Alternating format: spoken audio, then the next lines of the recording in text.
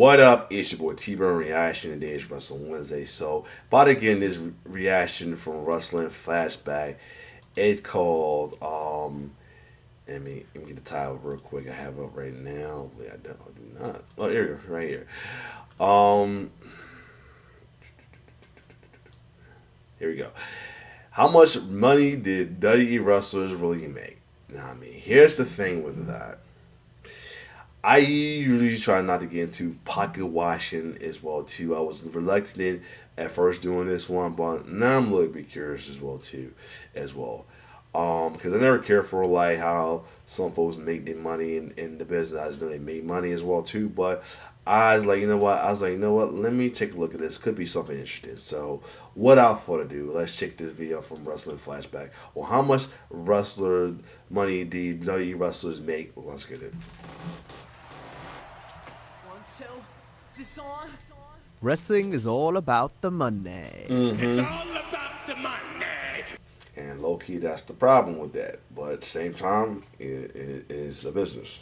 But it's a problem right now, especially with the greediness going on right now with TKO.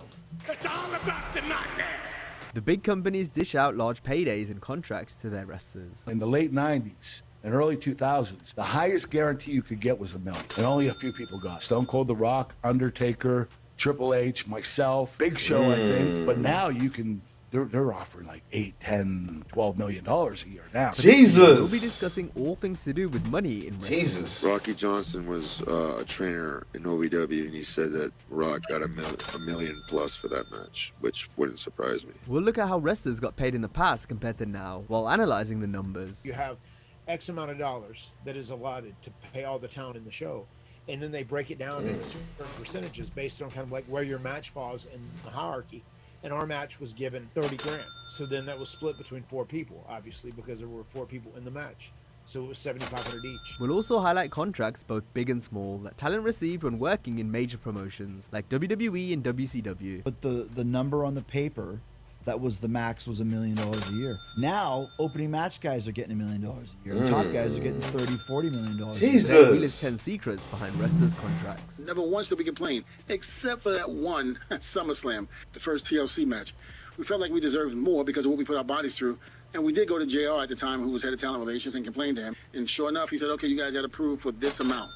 And we were like, oh, damn, we should do this more often. The launch of the WWE Network in 2014 eradicated pay-per-view checks, which wrestlers used to receive as a bonus on top of their downside guarantees. A downside guarantee is the minimum amount of money a wrestler can make in a year from just their contract alone. You're guaranteed $10 no matter where you are on the card, no matter what you do, no matter if 2 people show up, 10 people show up, or 10,000 people show up. This doesn't include merchandise, pay-per-view bonuses, and royalties. Before the network, talent could make a lot extra from working a WrestleMania, SummerSlam, and even B pay-per-views. The No Mercy 99 match, we got $5,000 for the match. We thought like, oh my God, come on guys, this was like a show stealer. People were buying the replay for this match. Right. We knew it was definitely special. And we addressed JR about this. And then JR ended up bonusing us each $5,000. So we all made $10,000. Naturally, the big stars would make more, but in some cases, the pay disparity between opponents in the same match could be quite disproportionate. At WrestleMania 18, Chris Jericho earned 5 figures for being in the main event. His opponent, Triple H, on the other hand, made 6 figures for the match. Jericho revealed this in an interview with Inside the Ropes. If the WrestleMania payoff was a pie, Triple H got 4 pieces of the pie, and I got 1 piece of the pie. So he got 80% of the payoff that was delegated by Vince. I got 20. So I told Jim. Jim went and told Vince, and to Vince's credit, with no argument, he sent me another check, which brought me up to 1.5 pieces of the pie. When it came to the undercard stars, they'll listen to you, but they still will fuck you over. It didn't necessarily mean huge money, even though it was the biggest show of the year. Despite making it onto the WrestleMania 20 card, Rene Dupree received an identical amount to Funaki, who watched the show from catering. That was the lowest paycheck I ever got. It was WrestleMania 20. Damn. I got paid just as much to be at the show as I did to be on the card. The same is true for Stevie Richards the year prior. He helped put together Victoria's match while also getting involved with the action, but he earned the same as Crash Holly, who watched the whole show from the back. This WrestleMania 19, you want to get into how much I got paid for it? $2,000. Damn. I lost money that week. Anytime I went to WrestleMania, it was the biggest money loss. Dang, that sucks. Or not. Pay-per-view bonuses made somewhat of a return for the WWE shows in Saudi Arabia. Here we saw some of the biggest single event. Oh boy.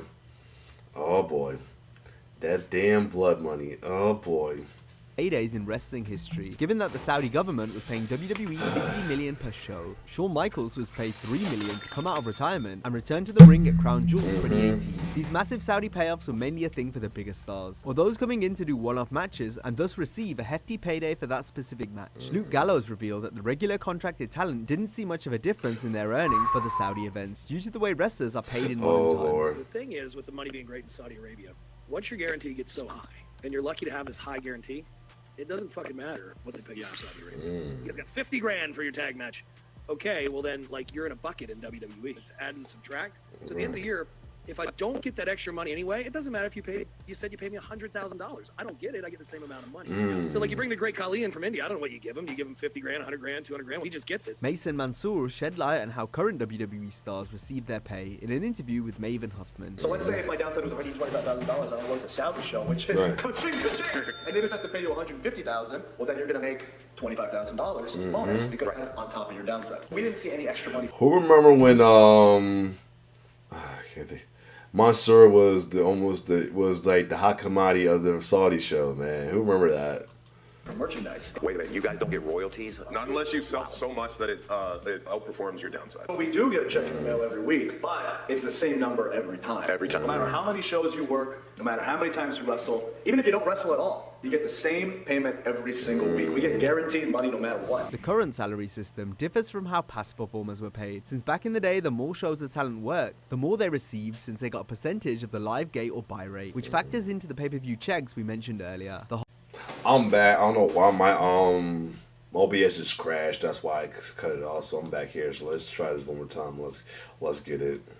Let me put it on full salary screen. System differs from how past performers were paid, since back in the day the more shows the talent worked, the more they received since they got a percentage of the live gate or buy rate, which factors into the pay-per-view checks we mentioned earlier. The Hardy Boys were on pretty much every show in the year 2000, while also moving a ton of merch. This led them to making 13 times more than their original downsides of $75,000 a year. In that year, we tripled our guarantee of 75 grand in 1999, and in 2000 we made 13 times our guarantee. Due to their success, Matt and Jeff's contracts were naturally bumped up the next year. The Hardys weren't alone either, as during the Attitude Era, former head of talent relations Jim Ross has said that up to 20 wrestlers were making $1 million a year or more once all the residuals were factored in. Vince's magic number was $1 million a year. Nobody gets more than that guaranteed. You might make more if you're working on top and with the pay-per-view bonuses and all that sort of stuff. Merch and everything like that. So what they did is after my first year, I said, I want a new contract. And because I was world champion at the time, they had to, they had to make my wishes come true. So, they gave me the $1 million guarantee. And that was the highest guarantee back then. And but I made a lot more than that. You were guaranteed that, but if you work full-time, you're going to make 2, 3, 4 times. For the most part, I made about, honestly, $2.5 million a year. I did all right. I wasn't a businessman. I didn't promote myself. Right. I didn't do a lot of merchandise. The highest earner was Stone Cold Steve Austin, who in his best year is said to have earned $16 million. Watching Stone Cold, Steve Austin, I mean, not surprised. Stone Cold was literally WWE at the time as well too, man. He was literally the face of WWE, man. He was the face of wrestling in general. I mean, granted, we had WCW and all that stuff, but when you're wrestling at that time, around like the late 90s, early 2000s, saying that one of the first top ones you hear was Stone Cold Steve Austin, other one being The Rock, but mostly around the mid of the late 90s, it was definitely Stone Cold Steve Austin. Rumor has it that he made tens of millions of dollars with merchandise. So, of course. He obviously was a good businessman. It all depends on who you are and what you've accomplished. But like someone like Stone Cold Steve Austin, he was making $16 million a year. He was at the top of the heap of anybody because his merchandise, he sold like $13 million a year in merchandise. So, of course. He did extremely well. The old WWE video games were incredibly fruitful when it came to royalties. Not every talent on the roster was going to make it onto the game, so those that did benefited very well financially. The video game check could be as high as some wrestlers' entire downside guarantees, depending on their salary. Various wrestlers have spoken about how much they made from the games on their YouTube channels. The video game check was the one that talents like me would say, this could be a down payment on my house. Oh, wow. Like I could buy a lot of stocks and stuff and make good interest. You could really turn your financial situation around just off of the video games. Maven made $30,000 for being featured in SmackDown's Shut Your Mouth. They're pretty much buying your rights. And it's basically your rights to be used not only in this game, but in subsequent games in the future. Now, once Jack Specific has your rights, they're going to actually pay you for every game that you're moving forward. And granted, So that's pretty. Not only also see yourself on a video game, but you get paid. That's awesome right there. Now that's some good money right there. To get paid. Now, you're already excited that you're on a video game for one, that you, because especially if you're a gamer, but to be you play wrestling game, but to get paid for it, man, that's a life right there. it's not going to be as big of a payday as that first one, but for every game moving forward, you're going to get a little bit of something. These royalties only increased as the years progressed, as Eugene said he got $86,000 for being in SmackDown vs. Raw 2006. I was always told you're not supposed to say specific numbers, but I made $86,000 in 1 quarter royalty check. Theodore Long wasn't even a playable character, but he received in the region of $70,000 for his appearance in SmackDown vs. And you gotta be a playable character, you still get some good money from that. That's crazy. The size of this check was so high, likely because of how much of a key role Teddy played in the season mode that year where he was run over. But just like with the eradication of pay-per-view bonuses, as time went on, video game royalties began to drop rapidly as publishers changed from THQ to 2K. Plus, with so many wrestlers being added to the game each year, the royalty pool grew larger, and thus the individual checks became smaller. With this, and the downside, and that's the downside of the bloated roster on the game. It's good for us gamers to finally get that we don't have to. We still got it at times. I mean, have to create some players that we hoping to be in the game as well too. But at the same time, it hurts the wrestler himself money wise. So that is interesting right there.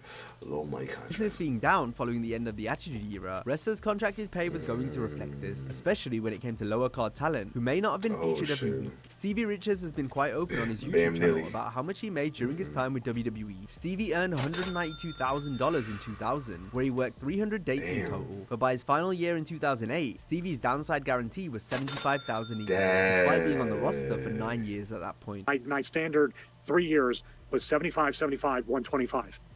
But every time we got towards the end of the second year, I was off TV or something happened or whatever, and they needed to put me on another 75, 75, then 125. So probably his run with the Right Decisions is probably his best payday, man.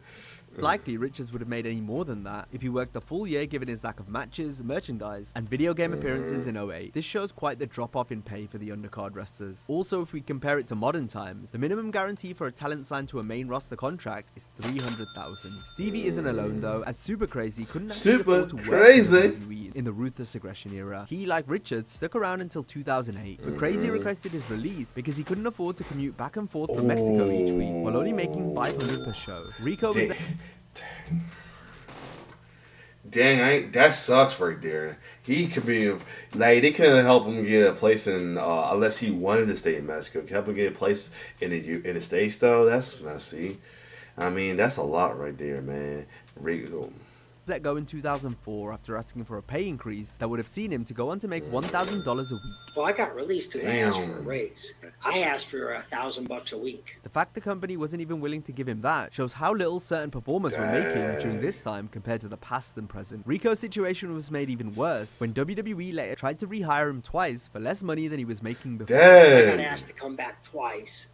Told him no the first time and F no the second time. When Randy Savage joined WCW, he made sure that his brother Lanny Poffo also got a job with the promotion. Lanny was signed in 1995, and the plan was to debut him as Gorgeous George. After Randy was granted rights to use the name in tribute to the legendary wrestler, Lanny bleached his hair blonde and got all roided up while waiting by the phone in anticipation of his debut. Oh wow! You got to earn this. Every time you saw me, you wanted to see my physique and my tan, and to see if I was in shape. Though the call never came, over 4 years went by, but Poffo never worked for WCW outside of a couple non-televised matches. It was a case of out of sight, out of mind, since the bookers changed regularly, but none of them ever reached out to Lanny. Lanny was paid handsomely the entire time just to sit at home. It's not known exactly how much he earned in those 4 years, but Poffo admitted the total was over $1 million. WCW president Eric Bischoff has said that to pay Lanny, the company simply subtracted money from his brother Randy's contract. Oh, Lanny, that's however, messed up. denies this to be true. I was listening to a podcast where it was revealed that Randy took a cut in pay during WCW days to ensure you had a job. Is this true? False. Either way, when we think of wrestlers who made the most from doing the least, Lanny is right up there. World Championship Wrestling also paid out millions to Michael Buffer, the famous boxing ring announcer, did introductions for many of WCW's main events. Are you For a split second, I'm like, is that For a minute, I ain't gonna lie, I thought the girl next to him right here was Velvet Scott because it looked like her a little bit. Are you Ready? It added that big fight feel and gravitas to each bout Buffer presided over. DDP, Diamanda Dallas, hey! However, this came at quite the cost, since his course. specialty made at least 6 figures per appearance. Damn. Buffer trademarked his iconic Ready to Rumble line in the 90s. For the thousands in attendance and the millions And it was got beside by DX and Triple H. watching around the world. Let's get ready. You stop. Since then, the catchphrase has generated over 400 million in revenue I from bet. licensing all over the I world. bet.